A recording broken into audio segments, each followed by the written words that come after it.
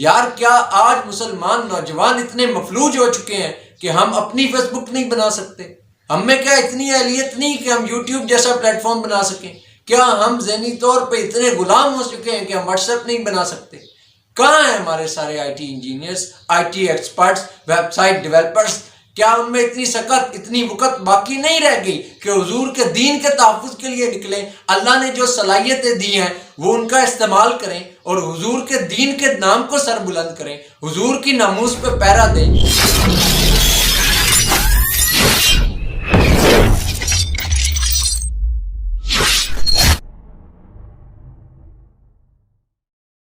نحمدہ ونسلم علی رسولہ الکریم، اما بعد فاعوذ باللہ من الشیطان الرجیم، بسم اللہ الرحمن الرحیم۔ لاکھوں کروڑوں درود و سلام حضرت محمد مصطفیٰ صلی اللہ علیہ وآلہ وسلم، آپ کی آل پاک اور آپ کے اصحاب پر۔ حضور نبی رحمت صلی اللہ علیہ وآلہ وسلم پہ درود بھیجنے کے بعد میں آج اپنے موضوع کا آغاز کروں گا۔ یہ موضوع بہت ہی حساس موضوع ہے، کیونکہ اس دنیا میں موجود 2.25 ارب لوگوں کی زندگی اس موضوع سے براہ راست متاثر ہوتی ہے۔ یعنی میں بات کر رہا ہوں کہ یہ ایسا موضوع ہے جس سے اس دنیا میں جتنے بھی مسلمان موجود ہیں ان سب کی زندگیوں پہ براہ راست اثر آتا ہے۔ یہ موضوع ہے حضور نبی رحمت صلی اللہ علیہ وآلہ وسلم کی شان اقدس۔ حضور نبی رحمت صلی اللہ علیہ وآلہ وسلم کی شان اقدس پہ اگر میں بیان کرنا شروع کر دوں تو یہ وقت ختم ہو جائے گا، لیکن وہ شان ایسی وراء الورا ہے کہ وہ بیان میں کیا کوئی انسان بھی اس کو بیان کرنے کا حق ادا نہیں کر سکتا۔ آپ نے پچھلے چند سالوں میں اس چیز کو دیکھا ہے کہ کفار نے حضور نبی رحمت صلی اللہ علیہ وآلہ وسلم کے خلاف ہرزہ سرائی کو، آقائے دو جہاں صلی اللہ علیہ وآلہ وسلم کی شان میں گستاخی کو اپنا وتیرہ بنا لیا ہے۔ گستاخانہ کتابیں لکھی جاتی ہیں، گستاخانہ فلمیں بنائی جاتی ہیں۔ بات یہاں پر ہی نہیں ختم ہوتی، بلکہ مسلمانوں کے دل کو ٹھیس پہنچانے کے لیے رحمت للعالمین کے گستاخانہ کارٹون بنائے جاتے ہیں، اور پھر ان گستاخانہ کارٹون بنانے والوں کی یورپین ممالک سرپرستی کرتے ہیں۔ امریکہ جیسی سپر پاورز ان کو پروٹیکشن دیتی ہیں۔ اصل دل کو تکلیف اور چوٹ اس وقت ہمیں پہنچتی ہے۔ آج میں بات کروں گا کہ اس گستاخی کو روکا کیسے جا سکتا ہے۔ آج میں آپ کو اس گستاخی کی حقیقی وجوہات کے بارے میں بتاؤں گا کہ یہ لوگ آخر حضور نبی رحمت صلی اللہ علیہ وآلہ وسلم کی شان مبارکہ میں گستاخی کرتے کیوں ہیں، ان کے مقاصد کیا ہوتے ہیں، اور من حیث القوم، من حیث الامت، من حیث الفرد ہم اس گستاخی کے طوفان بدتمیزی کو کس طرح روک سکتے ہیں۔ آئیے اللہ کے بابرکت نام سے، اس کی حمد و ثنا کے بعد آج کا یہ موضوع شروع کرتے ہیں۔ ایاک نعبد و ایاک نستعین، اے اللہ ہم تیری عبادت کرتے ہیں اور تجھی سے مدد مانگتے ہیں۔ یا اللہ وہ بات کرنے کی توفیق عطا فرما جو لوگوں کے دلوں تک اپنا اثر پہنچائے۔ دوستوں، اب ہم سب سے پہلے بات کرتے ہیں کہ اس گستاخی کی وجوہات کیا ہیں۔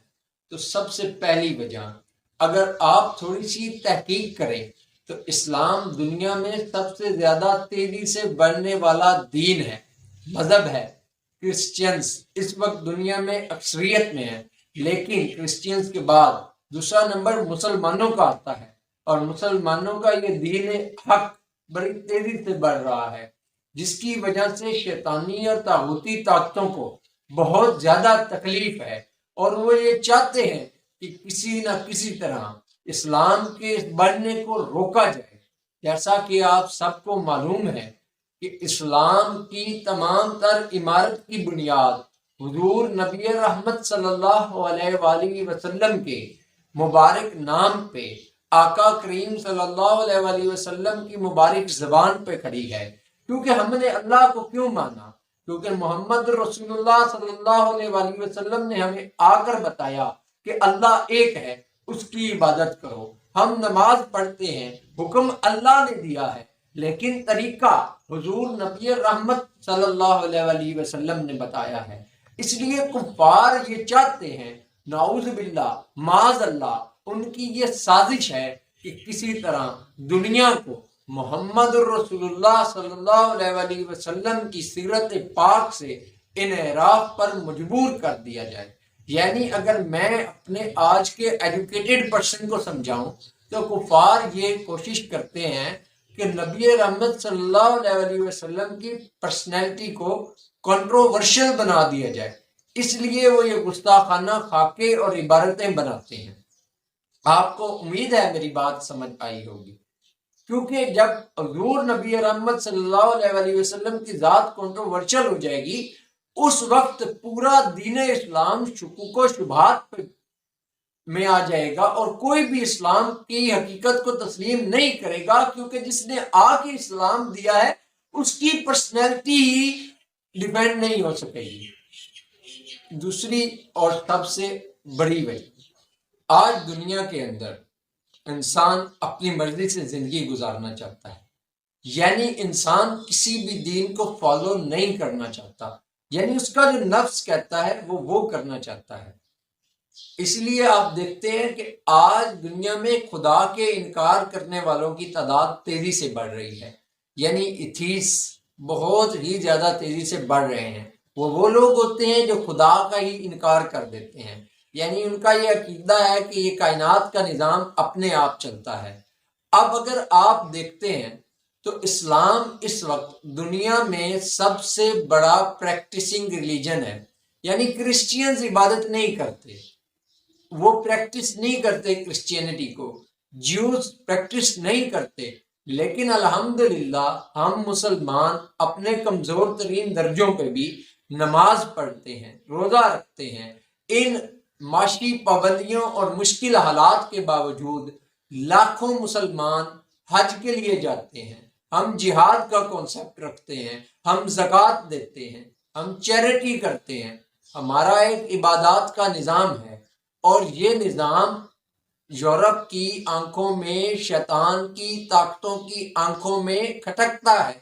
اس نظام کو ختم کرنا ہے تو محمد رسول اللہ صلی اللہ علیہ وسلم کی ذات کو ٹارگٹ کیا جاتا ہے تاکہ مسلمانوں میں انارکی پھیلے۔ اور اس سے اگلی وجہ، جیسا کہ آپ سب جانتے ہیں کہ مسلمانوں نے ہزاروں سال تک اس دنیا پہ حکومت کی ہے، چاہے وہ خلافت راشدہ کا دور ہو، چاہے وہ عباسیوں کی حکومت ہو، چاہے وہ آل امیہ کی حکومت ہو، چاہے وہ اوٹمن امپائر ہو، چاہے وہ مغلیہ خاندان کی حکومت ہو، یا کسی بھی صورت میں مسلمانوں کی حکومت ہو، مسلمان حکمرانی کا مزہ چکھ چکے ہیں۔ اور یہ چیز کفار کو بہت ہی زیادہ پریشان کرتی ہے۔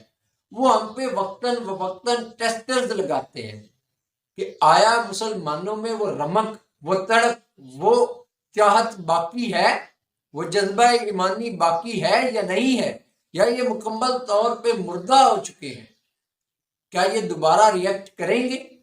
اس لیے وہ ہماری دلوں کی دھڑکن حضور نبی رحمت صلی اللہ علیہ وسلم کی ذات مبارکہ پہ کیچڑ اچھالتے ہیں تاکہ وہ یہ دیکھ سکیں کہ مسلمان رد عمل کا اظہار کرتے ہیں یا نہیں کرتے۔ یہ تھی وجوہات۔ اب میں آپ کو بتاتا ہوں کہ ہم نے رد عمل کرنا ہے تو کس طرح کرنا ہے۔ دوستوں، ہم نے سب سے پہلے، مجھے پتا ہے، میں جانتا ہوں کہ کتنی تکلیف ہوتی ہے، کیونکہ ہمارا ایمان اس وقت تک مکمل نہیں ہو سکتا جب تک ہم اپنی ماں، اپنے باپ، اپنی اولاد، اپنے مال، ہر چیز سے حضور نبی رحمت صلی اللہ علیہ وسلم کو عزیز نہ جان لیں۔ یہ ہمارے ایمان کی تکمیل ہے کہ ہم حضور سے ہر چیز سے بڑھ کر پیار کریں، اور جب کوئی حضور کی شان میں گستاخی کرتا ہے تو اپنے جذبات کو قابو میں رکھنا، یہ کسی کے اختیار میں نہیں۔ انسان بے ساختہ طور پر ریئیکٹ کرتا ہے، جذبات میں آ جاتا ہے، لیکن دوستوں، مومن جو ہے وہ جذباتی نہیں، مومن عقل، علم، فراست کا دائی ہوتا ہے، کبھی بھی حکمت کا دامن اپنے ہاتھ سے نہیں چھوڑتا۔ ہمارے دلوں کو بھی اتنی تکلیف ہوتی ہے، ہم بھی حضور سے اتنا ہی عشق کرتے ہیں، ہم بھی آپ کی طرح دھرنے دیتے ہیں، ہم بھی سب کچھ کرتے ہیں جس حد تک ممکن ہوتا ہے، لیکن اب بات دھرنوں پہ نہیں ختم ہوگی، اب ہمیں عملی طور پر حضور نبی رحمت صلی اللہ علیہ وسلم کے عشق کے تقاضوں کو پورا کرنا ہوگا۔ میں بھی سوشل میڈیا یوز کرتا ہوں، میں بھی فیس بک یوز کرتا ہوں، آپ بھی فیس بک یوز کرتے ہیں، میں بھی واٹس ایپ یوز کرتا ہوں، میں بھی ٹویٹر یوز کرتا ہوں، انسٹا یوز کرتا ہوں، سارے پلیٹ فارمز یوز کرتا ہوں، آپ سب بھی کرتے ہیں۔ آپ کی ذمہ داری بنتی ہے کہ آپ ان پلیٹ فارمز پہ گستاخی کو روکیں۔ اب آپ کیسے روک سکتے ہیں؟ آئے میں آپ کو بتاتا ہوں۔ سر، ہمارے معاشرے میں یہ کانسیپٹ ہے کہ جب کوئی گستاخانہ عبارت، کتاب یا خاکہ بنتا ہے تو غیر مسلمان اس کو اتنا نہیں پھیلاتے جتنا کہ مسلمان اس چیز کو پھیلاتے ہیں۔ خدارا میں جانتا ہوں، یہاں پہ پتہ ہے کیا ہوتا ہے؟ اس پوسٹ کے اوپر لکھ دیا جاتا ہے لعنت بھیج کے آگے شیئر کرے۔ یہ وہ لوگ ہوتے ہیں جو مسلمان ہونے کا لبادہ اوڑھ کر سادہ لوگ مسلمانوں کو استعمال کرتے ہیں تاکہ وہ اس گستاخی کے مواد کو دنیا میں عام کر سکیں۔ تو آپ نے ان لوگوں سے ہوشیار ہونا ہے۔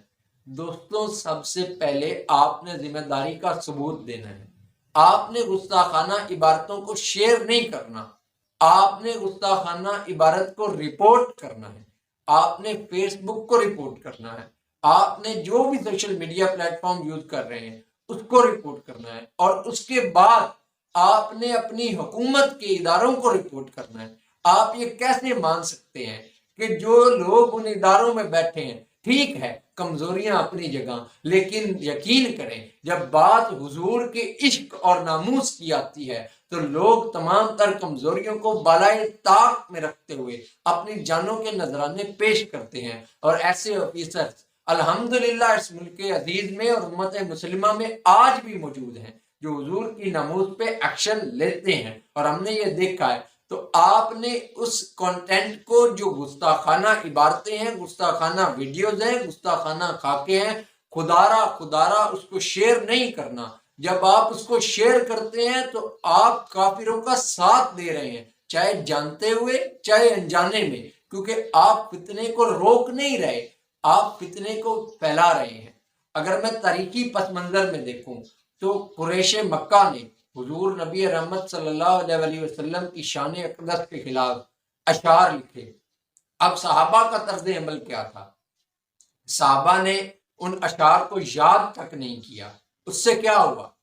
اس سے وہ گستاخی کا طوفان وہیں پہ دب گیا، آگے نہیں بڑھا۔ ہم نے بھی صحابہ کی سنت کو اپنانا ہے۔ ہم نے ان چیزوں کو شیئر نہیں کرنا، ہم نے یا تو ان چیزوں کو ڈیلیٹ کرنا ہے یا تو ان چیزوں کو رپورٹ کرنا ہے۔ جتنا زیادہ آپ رپورٹ کریں گے اتنا سٹرونگ میسج جائے گا۔ ایک چیز یہاں پہ ختم ہوئی۔ دوسری چیز، میں آج سوشل میڈیا پہ ایک پوسٹ دیکھ رہا ہوں پچھلے چند دنوں سے کہ فیس بک پہ مسلمان نوجوان اس چیز کا اظہار کر رہے ہیں اور زکربرگ صاحب سے ریکویسٹ کر رہے ہیں کہ جناب آپ جتنے بھی پیجز گستاخی کرتے ہیں ان سب کو بین کریں۔ بہت اچھی بات ہے، لیکن اگر زکربرگ صاحب نے یہ چیز کرنی ہوتی تو وہ بہت ہی پہلے کر چکے ہوتے۔ آپ لوگ ریکویسٹ ضرور کریں لیکن ریکویسٹ کا انداز بدلیں۔ انہیں بتائیں کہ جس طرح آپ کے ہاں ہولوکاسٹ پہ بات کرنا ایک جرم ہے۔ اب میں یہ بتاتا چلوں کہ ہولوکاسٹ کیا ہے۔ میرا قطعاً مقصد یہاں اپنے یہودیوں، جو یہودی بھائی ہیں، ان کی دل آزاری نہیں ہے، لیکن میں انہیں اپنے جذبات ذرا سمجھانا چاہتا ہوں کہ ایک مسلمان کے دل پہ کیا گزرتی ہے جب حضور نبی رحمت صلی اللہ علیہ وسلم کی شان میں گستاخی کی جاتی ہے۔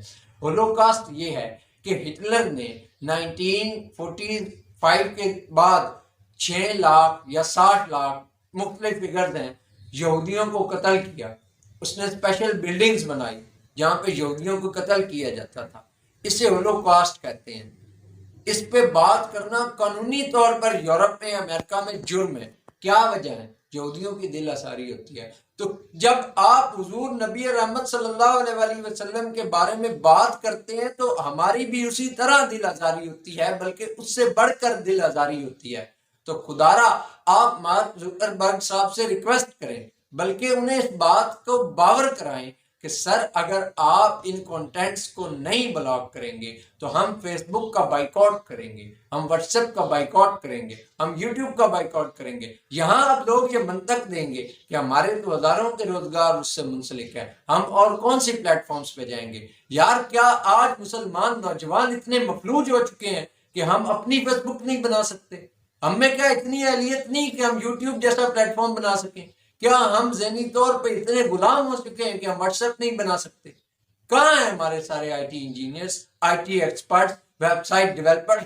کیا ان میں اتنی سخت اتنی وقت باقی نہیں رہ گئی کہ حضور کے دین کے تحفظ کے لیے نکلیں؟ اللہ نے جو صلاحیتیں دی ہیں وہ ان کا استعمال کریں اور حضور کے دین کے نام کو سر بلند کریں، حضور کی ناموس پہ پہرا دیں۔ تو ہاں ہم پوسٹ کریں گے، لیکن وہ پوسٹ اس طرح نہیں ہوگی، وہ پوسٹ اس طرح ہوگی کہ سر جس طرح آپ کو ہولوکاسٹ سے تکلیف ہوتی ہے نا، اس طرح جب آپ میں سے کوئی ہمارے حضور نبی رحمت صلی اللہ علیہ وسلم کی شان میں گستاخی کرتا ہے تو ہمارے دل بھی چھن جاتے ہیں، ہمارے دل پہ برچیاں چلتی ہیں۔ تو آپ خدارا اس کو روکیں، اگر آپ نہیں روکیں گے تو پھر ہم آپ کا بائیکاٹ کریں گے۔ اور جب آپ یہ بات کریں گے، دیکھیں ہر بزنس مین کا یہ اصول ہوتا ہے، بزنس کے یہ اصول ہے کہ لوگ اپنے کلائنٹس کو نہیں جانے دیتے۔ مسلمان پاپولیشن اس وقت کرۂ ارض پہ 1.8 بلین سے بھی زیادہ ہے۔ کیا زکر برگ، کیا ایلن ماسک یہ سب چاہیں گے کہ مسلمان ان کا بائیکاٹ کریں؟ ان کا تو بزنس ہی کریش ہو جائے گا۔ اگر پاکستانی فیس بک یوز کرنا چھوڑ دیں تو فیس بک کا اربوں ڈالرز کا نقصان ہوگا اور یہ فیس بک کبھی بھی نہیں چاہے گا۔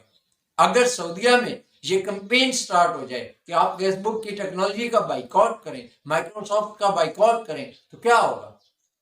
آپ جانتے ہیں ان کی کمپنیوں کا دیوالیہ ہو جائے گا۔ اپنے آپ کو کمزور مت سمجھیں، ہم بہت زیادہ طاقتور ہیں، لیکن مسئلہ کیا ہے؟ ہمیں اللہ پہ توکل نہیں۔ وَمَن يَتَوَكَّلْ عَلَى اللَّهِ وَكَفَىٰ بِاللَّهِ وَكِيلًا، اللہ پہ بھروسہ کرو، وہی کار ساز کافی ہے۔ یہ تھی وہ باتیں جو ہم انفرادی طور پہ کریں گے۔ دوستوں اب مسئلہ ہے سب سے زیادہ اہم، وہ حضور کی شان میں گستاخی کرتے ہیں اسلام کو روکنے کے لیے۔ جب وہ حضور کی شان میں گستاخی کریں نا تو تمہارا رد عمل کیا ہونا چاہیے؟ تمہارا رد عمل یہ ہونا چاہیے کہ تم جو پورن سائٹس کا وزٹ کرتے ہو نا، میں فلم ڈراموں کی بات نہیں کر رہا، اصولاً تو تمہیں وہ بھی چھوڑ دینے چاہیے۔ تم ہالی ووڈز کی فلمز کا بائیکاٹ کرو، تم اپنے گھروں میں ٹی وی پہ چلنے والے فحش پروگرام رکوا دو۔ یہ تو تمہارے دائرہ اختیار میں ہے نا۔ حضور سے عشق کا صرف نعرہ نہ لگایا کرو بلکہ عملاً کیا کرو۔ پتہ تب چلے گا جب غلام مصطفیٰ بیٹھا ہو سامنے ہالی ووڈ کی اچھی سی فلم آئے جس میں خوبصورت خوب روح حسینائیں ہوں، لیکن وہ نہ دیکھے۔ حضور کا غلام ہو، موبائل کا پیکج ہو، پورنوگرافی ہو، نہ دیکھے، نہ جائے، نہ وی پی اینز یوز کرے۔ اصل بات تو یہ ہے نا، ان کا مقصد تو یہ ہے کہ اسلام کو روکا جائے۔ جب وہ ایسا کرتے ہیں تو تم اسلام کو پھیلاؤ، وہ حضور کے خلاف بات کرتے ہیں، تم اپنے بچوں کو اسلام پڑھاؤ۔ میں یہ نہیں کہتا آپ کا بچہ ڈاکٹر نہ بنے، انجینئر نہ بنے، میں کہتا ہوں بنے، لیکن وہ ایسا ڈاکٹر ہو، وہ ایسا انجینئر ہو، وہ ایسا سائنٹسٹ ہو جس کی دنیا میں کوئی مثال نہ ہو، جیسے بغل سینا تھے، جیسے ابن حاتم تھے۔ اس طرح کے سائنٹسٹ بناؤ نا جو اسلام کے مبلغ بھی ہوں اور سائنس کی دنیا میں بھی ان کا مقام ہو۔ آج کیوں نہیں ایسے ڈاکٹرز ہوتے جو ایمانداری سے اپنا کام نہیں کرتے؟ کیونکہ انہیں ایمانداری کسی نے پڑھائی ہی نہیں ہے۔ انہوں نے MBBS کی ڈگری لی ہے، انہوں نے دین اسلام کو پڑھا تک نہیں ہے کہ اسلام کیا کہتا ہے، اسلام میں ایک ڈاکٹر کی ذمہ داری کیا ہے، اسلام میں ایک قانونی افسر، ایک سرکاری بیوروکریٹ کی ذمہ داری کیا ہے۔ حضرت عمر علیہ السلام کے دور میں لوگ کیسے گورننس کرتے تھے، گورننس کیسے کام کرتے تھے، یہ پڑھائیں نا اپنی اولاد کو تاریخ اسلام۔ میں دیکھتا ہوں کیسے پاکستان میں ریولوشن نہیں آتی۔ ہمارے پاس تو انہوں نے ایک موقع دیا ہے کہ وہ اقبال نے کہا تھا نا کہ محمد سے وفا تو نے تو ہم تیرے ہیں۔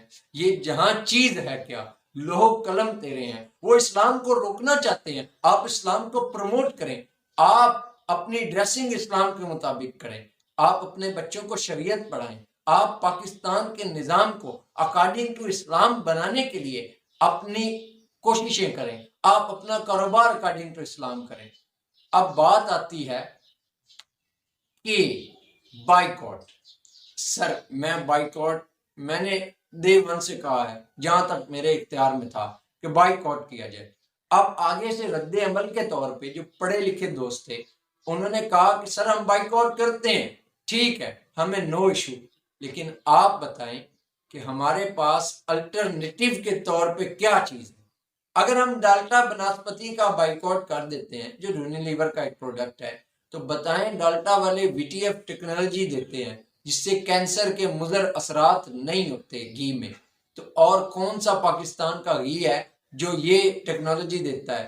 سر میں یہاں اپنے تاجروں سے ہاتھ باندھ کے اپیل کرتا ہوں، سر دیکھیں آپ نے ایسا پرسپشن سیٹ کر دیا ہے، خدا کا خوف کریں کہ اگر میں کسی بندے کو کسی بھی فیلڈ میں کہوں نا یہ چیز میڈ ان پاکستان ہے اور یہ چیز کسی غیر مسلم ملک کی بنی ہوئی ہے، تو وہ پاکستان کی چیز پہ افسوس کے ساتھ، میں بھی پاکستانی ہوں، میرے دل کو بھی ٹھیس ہوتی ہے، لیکن وہ افسوس کے ساتھ یہ کرتا ہے کہ میں پاکستان کی شاید نہیں لینی، وہ یہ تو میں مطلب ایجوکیٹڈ لینگویج یوز کر رہا ہوں نا، وہ دو چار گالیاں بھی نکالتا ہے پاکستانی بنانے والوں کو اور پھر یہ کہتا ہے اینوسٹو کوڑیج، اور یار مجھے یہ جرمنی کی یا چائنا کی یا امریکہ کی چیز دیں۔ وجہ کیا ہے؟ ہم نے حضور سے صرف عشق کے نعرے لگائے ہیں، حضور کے دین کو نہیں اپنایا ہوا۔ جب ہم حضور کے دین کو اپنا لیں گے نا تب مجھے آپ سے یہ ویڈیو ریکارڈ کر کے بائیکاٹ کے کہنے کی ضرورت ہی نہیں پڑے گی۔ تب جب وہاں ایک خاکہ بنے گا یہاں پہ آٹومیٹیکلی ان کے پروڈکٹس نکلیں گے، سڑکوں پہ آئیں گے اور جلا دیے جائیں گے۔ لیکن فرق کہاں ہے؟ فرق ہے ہماری وفاداریوں کا، ہماری وفاداریاں شیطان سے ہیں لیکن عشق کے دعوے محمد رسول اللہ صلی اللہ علیہ وسلم سے ہیں۔ محمد رسول اللہ صلی اللہ علیہ وسلم سے عشق کا تقاضا صحابہ نے پورا کیا تھا کہ 313 تھے، 1000 سے جا کے ٹکرا گئے، چند ہزار سے لاکھوں کی کسرا کی فوج سے ٹکرا گئے، دنوں کی بھوک برداشت کی، لیکن کبھی سوال نہیں کیا یا رسول اللہ ہم بھوکے ہیں۔ ہم میں وہ ایمان نہیں ہے۔ ہمارے لوگ سوال کرتے ہیں کہ سر الٹرنیٹیو کیا ہے؟ تو میں اپنی تاجر کمیونٹی سے، میں اپنی بزنس کمیونٹی سے میں ان کو یہ بات باور کراتا ہوں کہ سر خدارا آپ کو اللہ نے بہت بڑا موقع دیا ہے، آپ اگر چاہیں تو خربوں ڈالر کما سکتے ہیں۔ آپ میکڈونلڈ کے سٹینڈرڈ، یار مجھے دکھ سے کہنا پڑتا ہے کہ ہم مسلمانوں نے اپنی کوالٹی کو اتنا گرا دیا ہے نا کہ شاید کوئی مسلم برانڈ ہو، میرے علم میں نہیں، کسی دوست کے علم میں ہو تو وہ کمنٹ کر کے بتا دے جس کو میں میکڈونلڈ سے اچھا کہہ سکوں۔ تو یار آپ خدارا ہوش کے ناخن لیں، ملاوٹ چھوڑیں، اسلام کے طریقوں کو اپنائیں، کوالٹی پروڈکٹس مارکیٹ میں لانچ کریں، آپ اپنی کوالٹی کی دوائیاں بنائیں، آپ اپنی کوالٹی کی کھانے پینے کی چیزیں بنائیں، آپ اپنی کوالٹی کی گارمنٹس بنائیں تاکہ جب ہم ان کے پروڈکٹس کا بائیکاٹ لوگوں کو کہیں تو لوگ یہ سوال ہی نہ اٹھا سکیں کہ آپ مجھے یہ دلیل دے دیں کہ میں نے کون سا پروڈکٹ اس کے الٹرنیٹیو میں لانا ہے۔ مسلمانوں کا وہ پروڈکٹ مارکیٹ میں موجود ہونا چاہیے، اور یہاں میں ریاست پاکستان سے بھی کہتا ہوں یہ بہت سنہری موقع ہے آپ کو اپنی انڈسٹری کو فلرش کرنے کا۔ آپ انڈسٹریز کی کوالٹی پہ کمپرومائز نہ کریں، ان سے کہیں کوالٹی پروڈکٹ بنائیں، اور پھر دیکھیے گا کہ یہ لوگ کیسے ان کے پروڈکٹس کا بائیکاٹ کرتے ہیں اپنے طور پر، اور یہ لوگ اپنے ملک کی چیزیں استعمال کریں گے، نہ صرف خود کریں گے بلکہ اقوام عالم بھی ان سے متاثر ہو کہ آپ کی ایکسپورٹس بڑھ جائیں گی۔ اب بات آتی ہے کہ بائیکاٹ کتنا بینیفیشل ہے۔ اب یہ بالکل بھی جواز نہیں کہ ہم بائیکاٹ کریں گے تو وہ تو اتنے بڑے برانڈز ہیں انہیں کیا فرق پڑتا ہے۔ یار اس کی سمپل سی لاجک یوں سمجھیں کہ آپ کے والد محترم کی تنخواہ ہو 1,00,000 روپے پر ماہانہ، میں پر دن اس میں سے کچھ ہزار روپے کم کرتا جاؤں، 2 3 ہزار، جب ایٹ دا اینڈ جب آپ کے والد کو تنخواہ ملے گی نا تو انہیں ایک درد ہوگا، ایک تکلیف ہوگی۔ یہ کبھی بزنس والوں سے پوچھئے گا، کروڑوں کے بزنس ہوتے ہیں، چند ہزار کا چند لاکھ کا نقصان آ جائے نا تو ان کی راتوں کی نیندیں حرام ہو جاتی ہیں۔ Same is the case with them۔ جب ہم نے فرانس کا بائیکاٹ کیا تو فرانس کے صدر کو مسلمان ممالک سے اپیل کرنا پڑی کہ خدارا ہمارا بائیکاٹ توڑے۔ یہ کوئی لبرل کی دلیل نہیں کام کرتی کہ ہمارے بائیکاٹ سے کیا فرق پڑتا ہے۔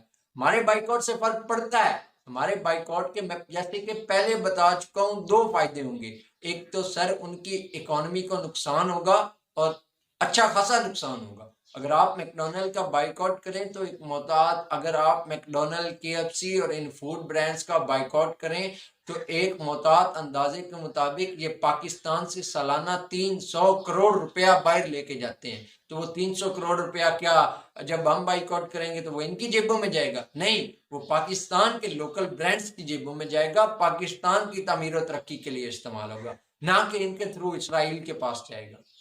سر دوسری چیز، جب آپ ان کا بائیکاٹ کریں گے اور ہمارے تاجر اور ہمارے بزنس مین اپنے پروڈکٹس لائیں گے تب بھی ہماری اکانومی مضبوط ہوگی. ہم نے انہیں موقع نہیں دینا. گستاخی کر کے وہ ہمارے جذبات کو مجروح کر کے دین اسلام کو روکنے کا ارادہ رکھتے ہیں. ہم نے اس موقع سے فائدہ اٹھانا ہے. میں اپنی باتوں کو دوبارہ دہراتا ہوں کہ ہم نے کیا کرنا ہے. ہم نے گستاخانہ عبارتوں کو شیئر نہیں کرنا، ہم نے انہیں رپورٹ کرنا ہے. سر ہم نے حضور کے دین کی سربلندی کے لیے اپنا کردار ادا کرنا ہے. وہ چاہتے ہیں پاکستان میں، تمام مسلم کنٹریز میں دین نہ پھیلے، ہم نے دین کو پھیلانا ہے. وہ چاہتے ہیں ہماری آنے والی نسلیں سیکولر ہوں، ہم نے اپنے بچوں کو سیکولر نہیں بننے دینا. وہ چاہیں ہمیں سیکولر بنانے کی کوشش کریں، ہم اتنی آب و تاب سے انہیں حافظ بنائیں گے، ہم انہیں عالم بنائیں گے، ہم انہیں ایسے ڈاکٹرز انجینئر بنائیں گے جو اسلام کے مبلغ بھی ہوں گے اور اپنی فیلڈ میں بے مثال بھی ہوں گے. سر ہم ان کی پروڈکٹس کا بائیکاٹ بھی کریں گے اور اپنی کوالٹی کی پروڈکٹس بھی لائیں گے. یقیناً جب آپ یہ کریں گے نا تو اہل مغرب کی راتوں کی نیندیں حرام ہو جائیں گی. وہ کبھی بھی آپ کے نبی کی شان میں، میرے نبی کی شان میں، جن کی شان وراء الورا ہے، جن کے لیے اللہ کا وعدہ ہے ورفعنا لک ذکرک، آپ نہیں کریں گے، میں نہیں کروں گا. اللہ کے نظام کو کوئی فرق نہیں پڑتا، اللہ ہماری جگہ اور لوگوں کو لائیں گے، وہ لوگ یہ کام کریں گے. تو سر میری آپ سے بڑی ہمبل سی ریکویسٹ ہے. دھرنے ہر کوئی دیتا ہے، نعرے ہر کوئی لگاتا ہے، دعوے ہر کوئی کرتا ہے. مزہ تب آتا ہے جب دعوے نہ کیے جائیں، باتیں نہ ہوں بلکہ عمل. عمل تب ہوگا جب ہمارے گھروں سے بے حیائی ختم ہو جائے، جب ہمارے گھروں سے ویسٹرن ڈریسز ختم ہو جائیں، ہم سلوار قمیض پہننا شروع کر دیں، ہماری مائیں بہنیں حجاب شروع کر دیں. مزہ تو تب ہے نا جب ہمارے نوجوان شیو کروانے کی بجائے داڑھی رکھیں، حضور کے دین کو اڈاپٹ کریں، یعنی ان کی کوششوں کے اینٹی پیرلل جائیں. تب مزہ ہے نا، تب گستاخی کا جواب دیا جائے گا. ورنہ یہ کون سا جواب ہے کہ اپنی املاک کو نقصان پہنچایا جائے؟ سر یہ جواب نہیں. جواب وہ ہے کہ وہ دین محمد کو روکنے کی کوشش کرتے ہیں، تم اپنی جانیں لٹا دو، اپنا مال لٹا دو اور دین محمد کو اس عالم میں پھیلاؤ. تو امید ہے آپ کو میری باتیں سمجھ آئی ہوں گی. والسلام.